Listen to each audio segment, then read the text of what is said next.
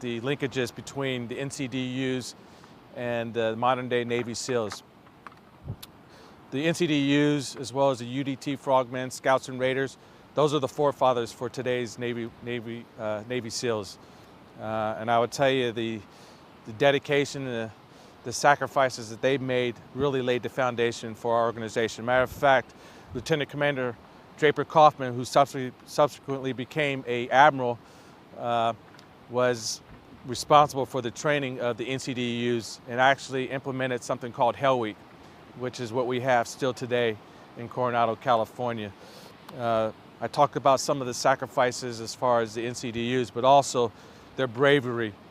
9 Navy Crosses, multiple Silver Stars and Bronze Stars, and within our organization since 9/11, we've actually had the same bravery displayed by our warfighters with 4 Medal of Honor recipients. As a matter of fact, today we had the opportunity to talk to Britt Slabinski, Master Chief Slabinski, who is a Medal of Honor recipient as well. And so it's truly an honor. But our linkages for Naval Special Warfare is really tied very closely to the NCDUs and what they did. So they laid the foundation, and we're honored to actually have the opportunity to even do this. Oh, wow. It means quite a bit.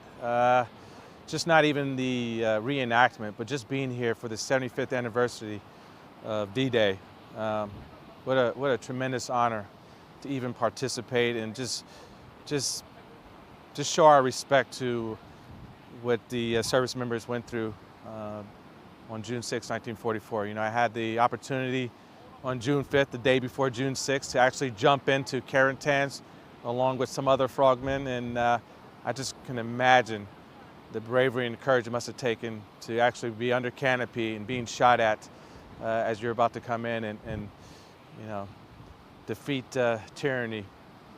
And so the opportunity to even be here was phenomenal. I mean, we had representatives from all over this great world, but also the Secretary of the Navy coming out to actually see this and witness this was pretty special as well. But it's truly an honor, to be honest with you.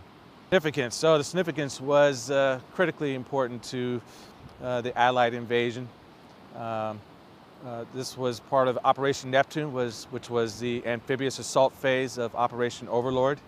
And it was critically important to clear these beaches of obstacles which were fouling the beach, which would prevent the landing craft from actually offloading the troops.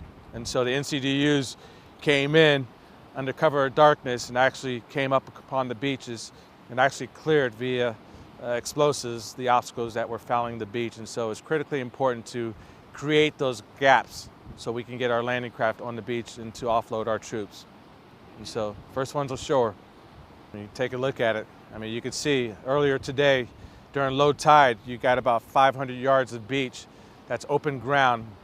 You got defendant enemy positions that are shooting a machine gun at you as you're coming across the beach under withering fire, explosives, mines, machine gun fire.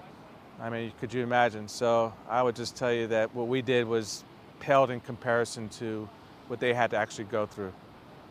The Americans were responsible, so we were given different beaches in different sectors. So the Americans actually had Omaha Beach as well as Utah Beach. The Canadians and the Brits also had similar forces that were kind of similar to the NCDUs that were working Sword, Juno, and I think Iron.